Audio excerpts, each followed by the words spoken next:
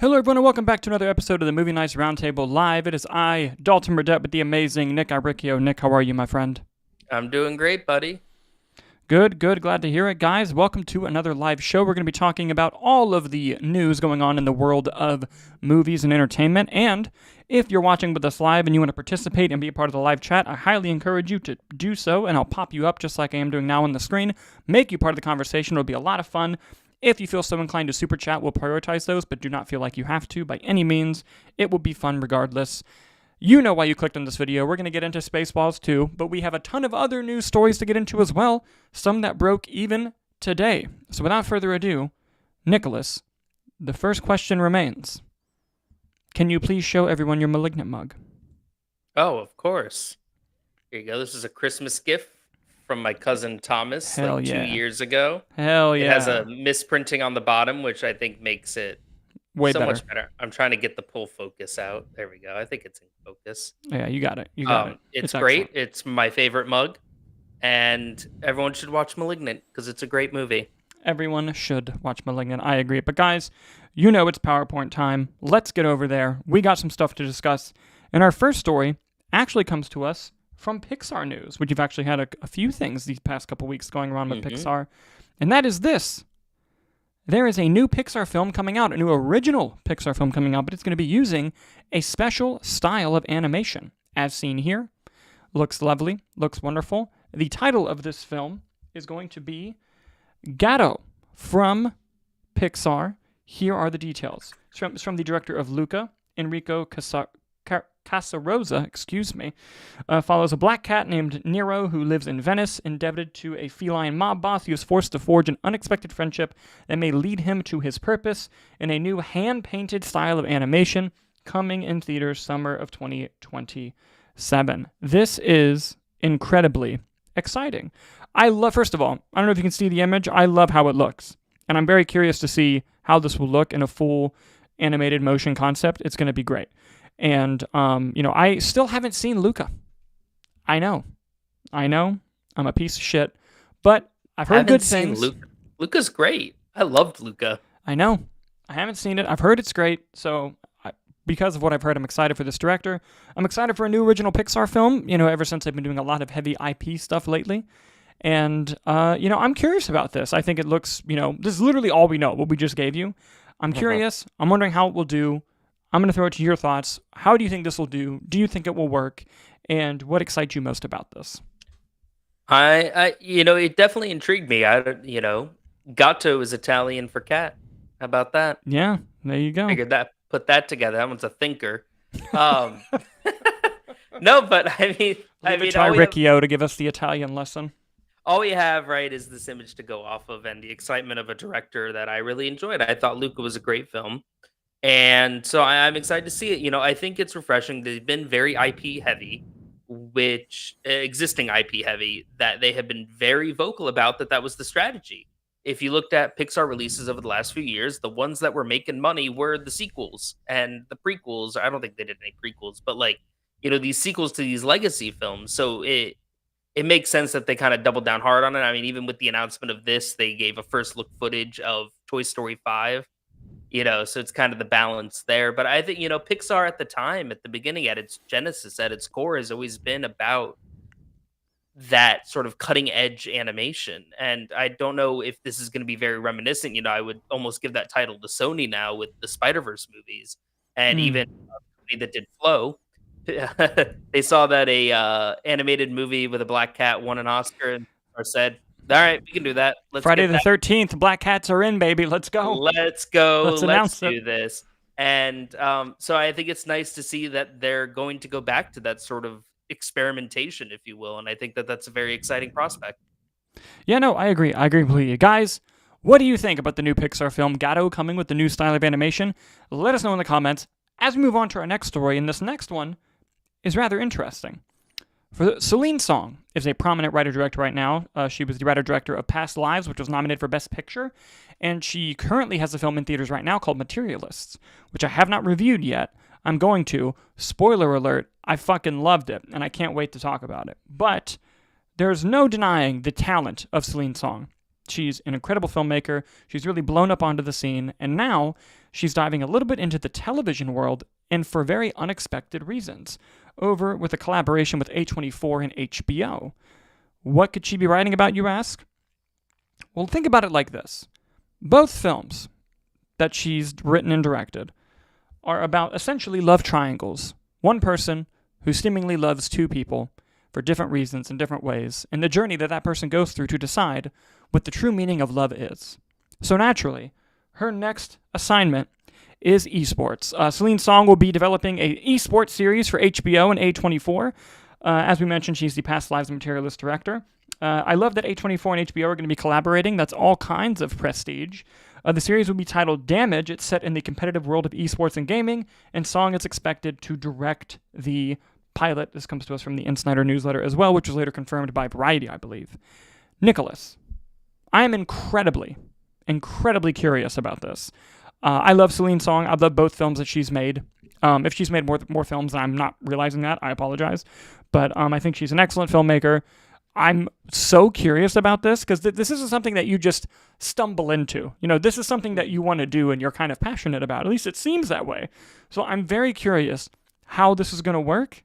And I would not be shocked if there's some sort of love triangle in the esports world, Nicholas. But I'm going to throw it your way. What are your thoughts on this? And were you surprised to kind of hear this news? I was, just because of the material basis. I guess it's a don't judge a book by its cover. She's done 2 love triangle movies, and now she's like, I need to change it up a little bit. And again, she's producing, she's directing the pilot, and who knows, maybe she'll direct the finale of the season, but I think that coming in as a pilot director, clearly this is something that she's passionate about and something that she wants to help set the tone, because that's sort of what that pilot director does. If you look at what David Fincher, right, did House of Cards, Mm-hmm. Chloe Zhao's doing the upcoming Buffy reboot. You have these prestige directors that want to come in and really have the time to flesh out their stories and these stories that they want to tell. And I mean, esports is such a massive, massive industry. Mm-hmm. And there has really been I don't know if overlap exists between like a movie audience and an esports audience, but I think this is a great attempt to try to bridge any gap that may exist. Yeah, sorry, I didn't mean to interrupt you. No, you're good. I definitely think it's an untapped marketplace for sure. Yeah. But a lot of it's kind of inside baseball with esports. So I wonder, my big curiosity is how they're going to market this thing, because, little spoiler alert for my review, Materialist is marketed as one type of movie to get people in seats. It is not the movie that it's marketed.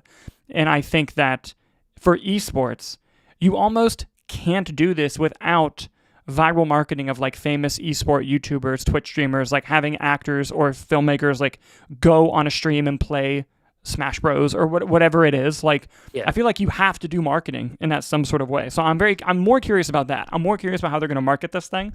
But it is an interesting experiment, like you're pointing out. It's a very astute observation. Well, just also to where are they going, right? Because I mean, esports is also much like film genres, right? It's such a broad spectrum of things, right? Are we going the sports game route, right? Or are we going more the tactical combat, like a Valorant, type game? And I Mm-hmm. think that's going to be interesting, and I feel like that will be where people's intrigues comes into it, because like you even said, right? Maybe there's like you said inside baseball, made me think Moneyball. Maybe there's a Moneyball Yeah. story to tell within the esports world. I don't know. But I mean, I unfortunately have not seen Materialists yet. I'm very excited to, but I thought that Past Lives was an excellent movie, a super strong debut. So I'm very amped to watch that, and I'm excited to just continue following whatever Celine Song wants to do, because I will watch it. Oh, I'm with you. I'm with you. And you saying that also now my brain's going, what if it's kind of like The Big Short, where it's just someone discovering a new way to make money, and they're like, how many people watch this esports event? It's like, Yeah. oh, like hundreds of thousands, and it's like millions of people. What? And that's kind of like the whole thing of it. Like, I don't know. We're Yeah. just speculating, but it sounds interesting. It sounds interesting. But guys, Absolutely. what do you think about Celine Song developing an esports series with A24 and HBO?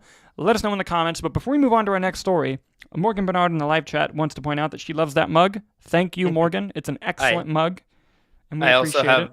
another comment from Morgan that she texted me that I wanted to Mhm. share, because she's with her parents and her dad does not have a YouTube account, but he wanted me to say, for his comment. Jimmy B is in the house watching my first podcast and loving it. Oh, good. Well, thank you, Jimmy B.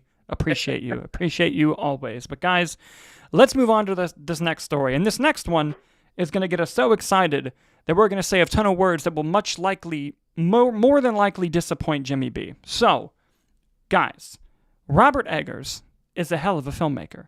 He is somebody who's made films such as The Witch, The Lighthouse, The Northman, and more recently, Nosferatu, the remake.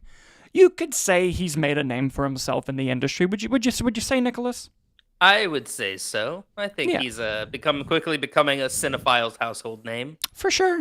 For sure. And with that style of filmmaking, those films that we just mentioned, the natural next step in his filmography has come.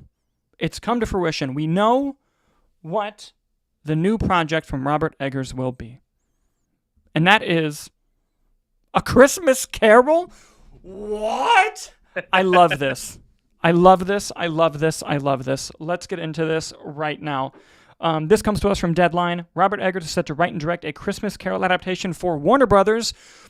DeLuca and Abdi for the win. Bringing every that time. Money every time. Never count them out. Every time. It's expected to star Willem Dafoe as Scrooge. Dude. That is not confirmed. Everything was saying that he is the way it was phrased was he is fully writing the Scrooge role for Willem Dafoe. Yeah. And Willem Dafoe has been in every Robert Eggers movie. They've collaborated many times. It's kind of like a match. I doubt he would write it for Willem Dafoe if they have not had some preliminary conversation about it, you know? Oh, yeah. Yeah, for sure. For sure.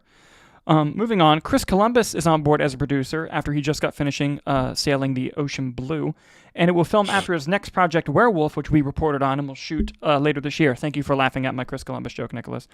Always. But Chris Columbus, for those of you that don't know, was the director of the first two Harry Potter films.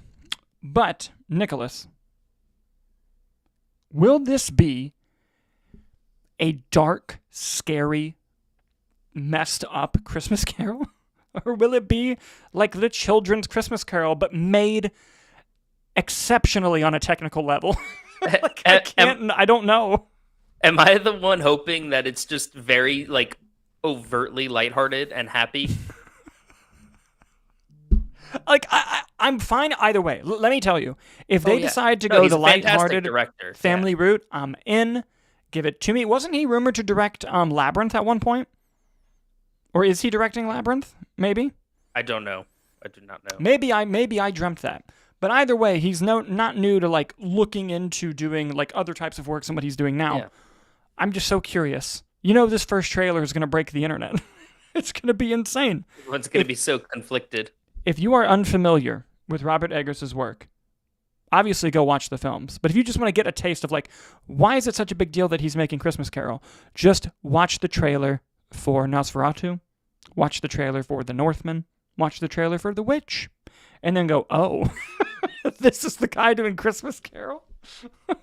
I'm trying to find, there was a tweet saying it's perfect. You can have Anya Taylor-Joy being this, Willem Dafoe being this. There were so many great things. Oh, it was Ralph Ineson, who's going to be the voice of Galactus, who's in Nosferatu. Oh. It's you're going to tell me that that's not Death or Ghost of Christmas Future? Dude. So no, listen, I think there's so many possibilities with who Robert Eggers has, and I think if it goes the overtly twisted dark route, I think it's going to be excellent. If it goes just playing it straight, this is what it is, equally as great. I think my preferred version of this would be Robert Eggers directing Willem Dafoe as Scrooge, and then everyone else is also still Muppets. Fuck yes. Are you kidding me? That would be unbelievable. Oh my God. But I mean, listen, Robert Eggers is just a fantastic director, and I think that this is just it's very exciting news. I mean, do we need another Christmas Carol adaptation? I don't know. We need Robert Eggers's. We need Robert Eggers's. Sure. Fully that, yeah. 100% we need that guy, dude, 100%. Before we move on to our next story, Hannah Heiler has graciously put into the chat, bring Jimmy B onto the podcast. Bet. Of course we would. Of course we would. That would be a lot of fun. But guys, what do you think about Robert Eggers directing I can't even say it, a Christmas Carol reboot? I hope this movie comes to fruition. I hope it comes to fruition so badly. Please let us know in the comments down below what you think. And guys, moving on to our main topic story of the day. And, it's Friday night. I'm sure even after this story, Nick and I are going to fuck around and talk about some other movie stuff. But we got to talk about this. We reported recently that Josh Gad and some others were being tasked to be part of the writing team for a Spaceballs 2. This was a while ago. And then it kind of just went into the wind. Maybe something that wasn't actually even going to happen, because I believe this was also coming off of the heels of History of the World Part 2, the series coming out, and it not doing so well. So it's like, I never got a chance to watch it. Neither did I. But it was like, okay. Maybe it will happen, maybe it won't happen. Oh, it's happening. It is happening, and they made a hell of an announcement to let us know that it's happening. But before we dive into it, really quick, just in case you're unfamiliar, Spaceballs is a film from director Mel Brooks, one of the legendary comedic directors of films such as Blazing Saddles, Young Frankenstein, The Producers. Spaceballs is a spoof of Star Wars and just other sci-fi films. Mel Brooks is one of the true great spoof filmmakers because of his style of humor, his sense of humor, and just the way that he makes films that are actually great first, and then they're funny, and then they're a spoof. I would argue that Young Frankenstein is an exceptional film. Like, even if you just take the comedy out of it, each character has a journey from beginning to end, and they're different. They go on journeys, and it's a great film. I love Young Frankenstein. With everything, right? It's story first and your characters, and I think that the rest can take care if you build out a strong premise and strong arcs. I think regardless of genre, it's going to be great. Of course. And here are some details on that film. On the second one, it released an amazing teaser trailer, which we're going to dive into here in just a second. Oh, yeah. Rick Moranis is coming out of retirement to do it, much like his new Honey, I Shrunk film. It will star both Bill Pullman and Louis Pullman, his son. Mel Brooks will return as well. Keke Palmer and Josh Gad are also cast, which we knew. Josh Greenbaum from Barb and Star will direct the film. That's a very interesting choice. I like that. That's what made me most excited about it. I love Barb and Star Go to Vista Del Mar. I hope that they cameo in it somehow. They should be in everything. Put Barb and Star in Knives Out. Put them in the Kenneth Branagh movies. Put them in a Muppet movie. Put them in any goddamn ensemble. Put them on the next season of White Lotus for all I care. Give me Barb and Star with Jay and Silent Bob. That's the duo that I want to see. That's what we need. That's what we need. The film is being described by those who have not read the script as a, quote, a non-prequel, non-reboot sequel part 2, but with reboot elements franchise expansion film. It's brilliant. And Nick, I don't know if you have it pulled up, but will you kind of read off on the little opening crawl teaser that they released and give us some of the bits that are in there? Yeah, so because we don't want to get copywritten.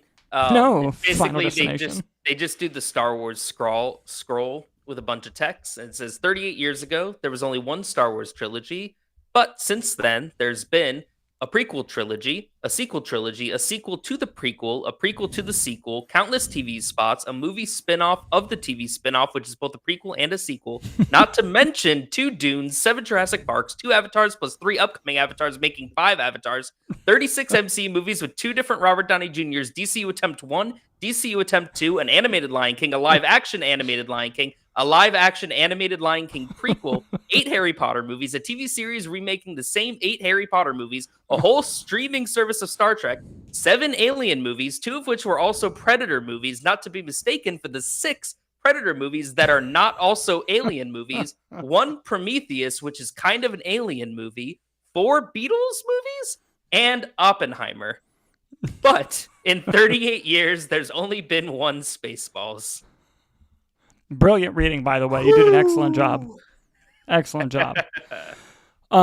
Look, I'm really excited about this. Spaceballs is a hilarious movie. It's a legendary comedy. Mel Brooks, again, one of the legendary filmmakers. The fact that they're bringing it back not only to just make another one, but also bring in talent from a new generation to like help shepherd and make a new really funny film. That's so exciting. And like we don't have many Mel Brooks projects left, so anyone that we get, you gotta just take it and run with it. And I'm so excited. I'm so happy this is happening. I'm happy that he seems excited to make it. And by the way, in his announcement, in that trailer, he shows up at the end to like talk about it, and he has a sweatshirt that says Spaceballs, the sweatshirt. And Incredible. I want it so badly. I want that sweatshirt so badly. But Nick, I'm going to throw it over to you. How excited are you about this? I mean, super excited. Listen, Spaceballs is a classic. You know, the sad part is seeing all of these people coming back, and unfortunately, that includes the exclusion of John Candy and also Joan Rivers, who have both unfortunately passed. Who, to me, were the two iconic characters of that film. They had the best comedic moments, and I believe Josh Gad is playing the new version of the John Candy character. I don't know if that is a one-to-one or if that's going to be like the son or same species or something like that, but I think it's great to see Rick Moranis coming back. It's exciting to see Bill Pullman. Very excited. I think Lewis Pullman is a terrific actor. I thought he was really good in Thunderbolts, so I'm excited to see him working projects and getting to work alongside his dad. I think is very excited. And we have talked ad nauseum about how incredible Keke Palmer is. So I'm very excited for, I think they have a great cast. They have a really strong cast, and I think that it's happening. I mean, you just saw I just listed off all the movies that have come out in the past, 40 years of film and everything like that. And it's crazy to see it in that perspective. And to me, I think because of that, this movie could not be coming out at a better time. 100%. To be like, to be right for the spoofing, right for everything. I think it's just, there's so much potential for the humor, because the whole joke was that Star Wars was a cash grab. And now they have literally everything being a cash grab. And I think that I think it's great. So it's something I'm very excited about. And any chance that you get to see something that Mel Brooks is doing, I mean, you got to take that in. And also, something that piggybacking off something that you said, it's coming out at a time where the general movie-going and TV-watching audience is thinking, it's getting a little out of hand, isn't it? Like all the stuff that we have coming out. Like that idea is festering already in people. Like, well, there's a lot of Marvel, there's a lot of Star Wars, there's a lot of this. And so the fact that we have a movie coming out that's going to perfectly match that audience feeling and hopefully can capitalize on it and make great jokes about it and tell a good story, I think it's like you said, it is the perfect time. It's the perfect time for Spaceballs 2 is right now. And 100%. I cannot wait. I cannot wait for this movie. It's going to be really good. But technically, that was the last news story that we had. But I'm going to get existentially funny with you if you don't mind, because we have some time to kill. Of course. So, this is the 20th anniversary of pretty much all movies that came out in 2005.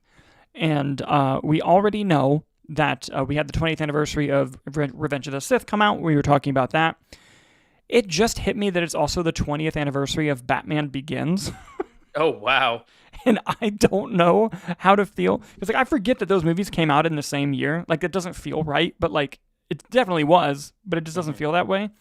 And you already feel old enough that Revenge of the Sith came out 20 years ago.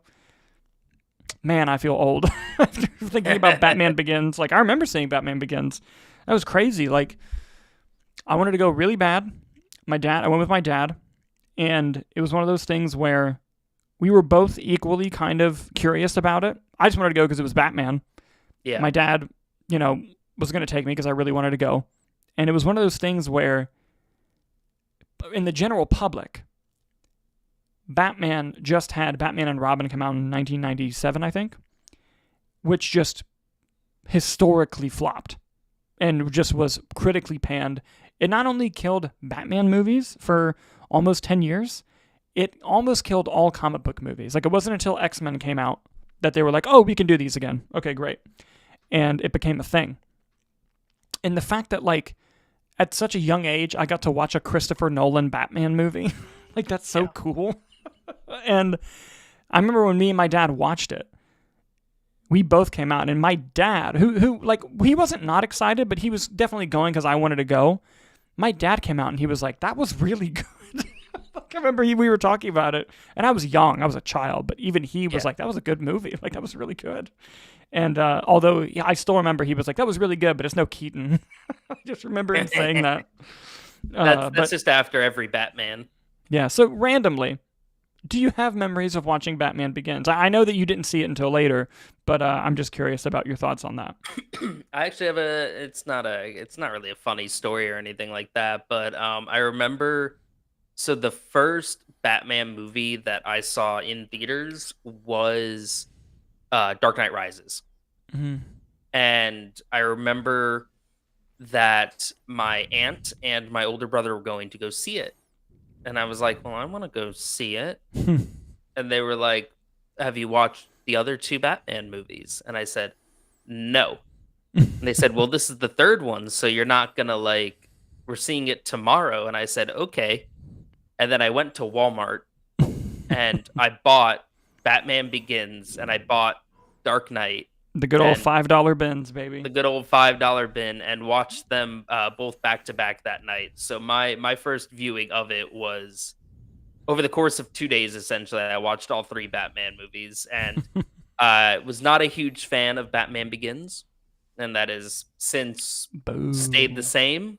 And then just sitting alone in my room, just watching Dark Knight and wanting to be like, I missed this in theaters. I need to talk to someone about this. And then I remember then going to see Dark Knight Rises. We're going to get into spoilers for Dark Knight Rises. And then I was just like, I leaned over to my brother like halfway through the movie.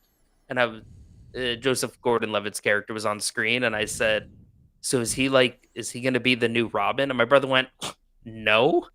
And then the end had, and I just sat there just like very smugly like, oh, he's not the new Robin. Like, that's not what we're doing? What do you mean? So that was my Dark Knight Batman Begins memory. So that was, when did Dark Knight Rises come out? 2012. So there you go. 2012 is when I watched all three of them. So here's a fun thing. We talked about Dark Knight, or Batman Begins and Revenge of the Sith coming out the same year. Dark Knight, the second movie, came out the same year as Iron Man. What a time. And Dark Knight Rises came out the same year as Avengers.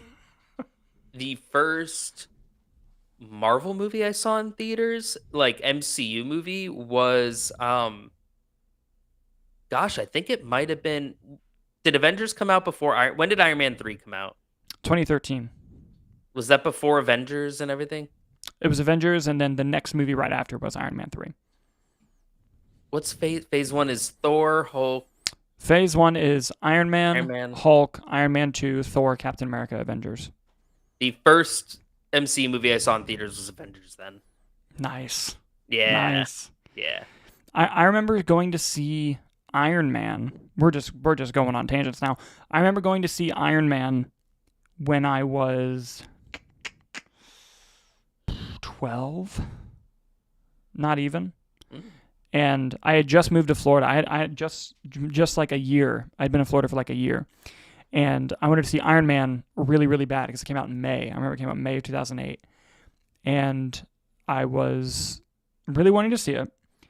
And my parents both took me because, like, you know, I just moved. I was struggling a little bit. They're like, oh, we'll take you to go see Iron Man. And I wasn't allowed to go on like the internet that much at that time. And I saw Iron Man, loved it, did not think to stay for a post-credit scene at all.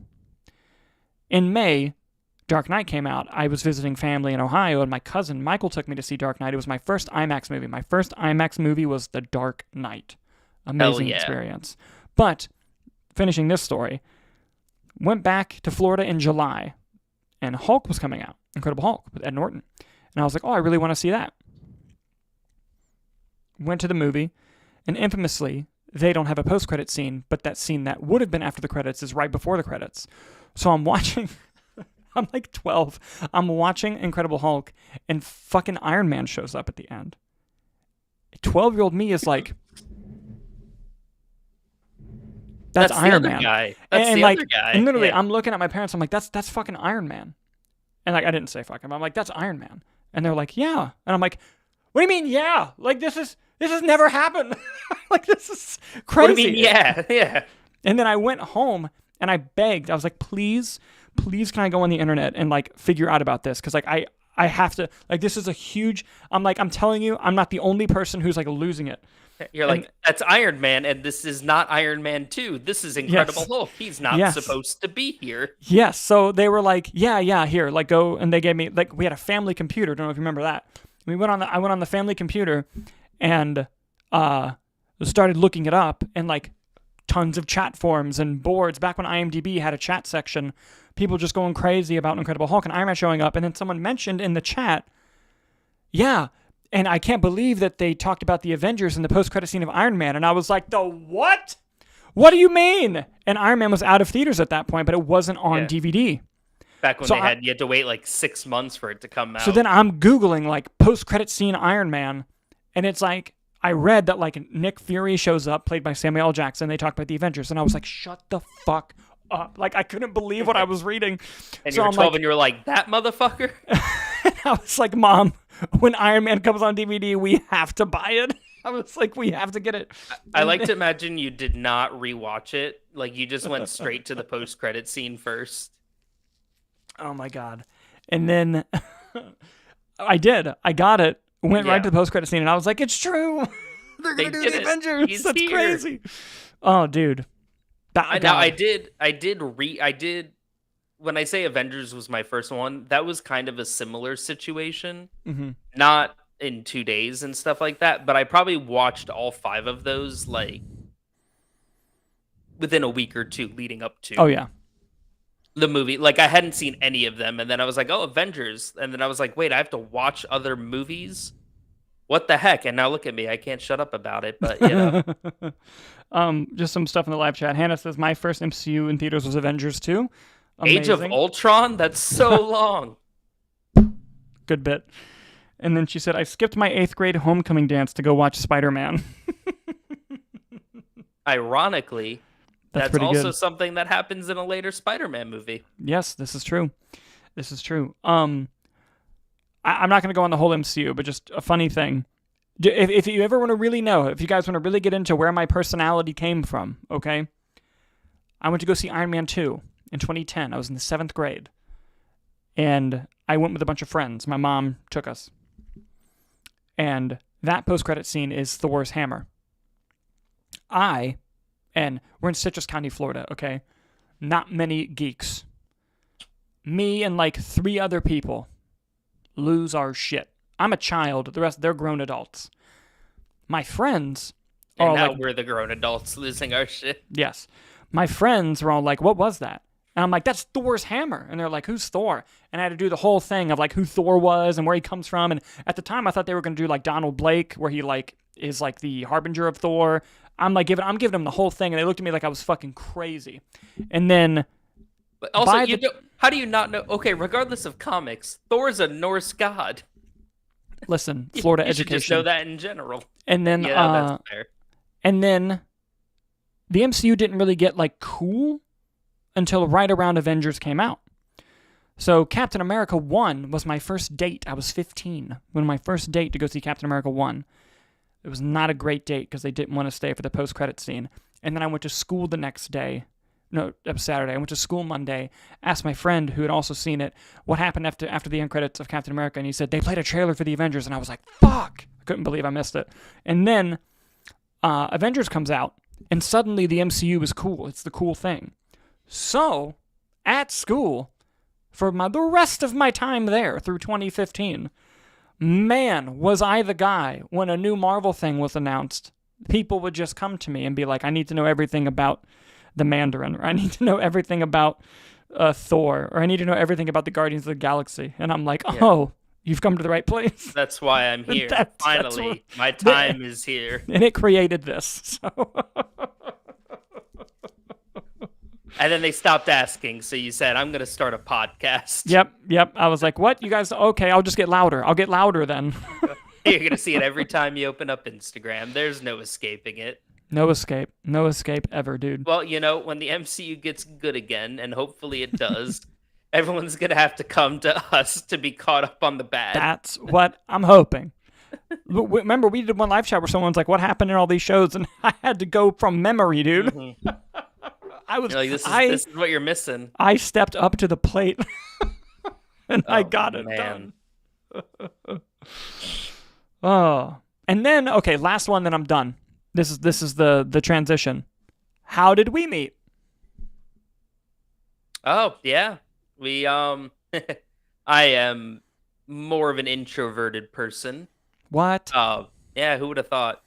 The guy with the podcast twice a week. They do live. I took a class freshman year of college called Strategies for Success. Strategies for Success in College. And we go in, and this was a class that was once a week, and it was about 3 hours long.